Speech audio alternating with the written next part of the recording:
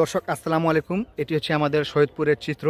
বিগত কয়েকদিন থেকে আমাদের শহরে সূর্যের দেখা নেই। আসলে আমরা সৈয়দপুরবাসী এমন সৌভাগ্যবান বলতে পারেন যে গরমকালে যেমন আমরা মরুভূমির মতো গরম উষ্ণ অনুভব করি, ঠিক তেমনি শীতকালে আমরা এখানে কাশ্মীর দার্জিলিংয়ের মতো শীত অনুভব করি। তো বিগত কয়েকদিনের চিত্র আপনারা দেখতে পাচ্ছেন যে সূর্যের দেখা নেই, অথচ এটি হচ্ছে দুপুরবেলা। দুপুরবেলা দেখেন কুয়াশার আপনারা চিত্র দেখেন, চারিদিকে কুয়াশা, শুধু কুয়াশা না, বৃষ্টির মতো কুয়াশা ঝরছে। তো এর মধ্যেও কিন্তু আমাদের এই বৃষ্টির মতো কুয়াশা পড়ছে, তো এর মধ্যেও কিন্তু কাজকর্ম থেমে নেই।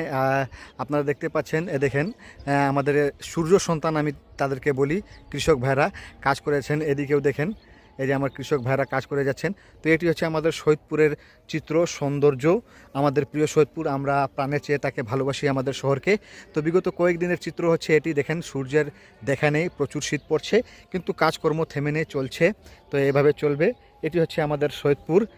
আমরা আমরা শুধুমাত্র শহরের চাকচিক্য দেখে থাকি, কিন্তু আমি ব্যক্তিগতভাবে যেটা ট্রাই করি, বেশিরভাগ গ্রাম অঞ্চলে যাওয়া এবং যেটি পারি আপনাদেরকে দেখানো। এই জন্য আমার হবি বলতে পারেন যে আমি ফ্রি সময় পাইলে আমি কিন্তু গ্রামে ছুটে যাই।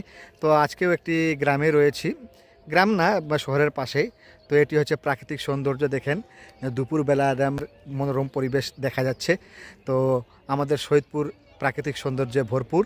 তো আপনারা অবশ্যই সৈয়দপুরে আসলে গ্রাম অঞ্চল ঘোরার চেষ্টা করবেন, একটি আলাদা অনুভূতি অনুভব করবেন। দেখেন শীতকালের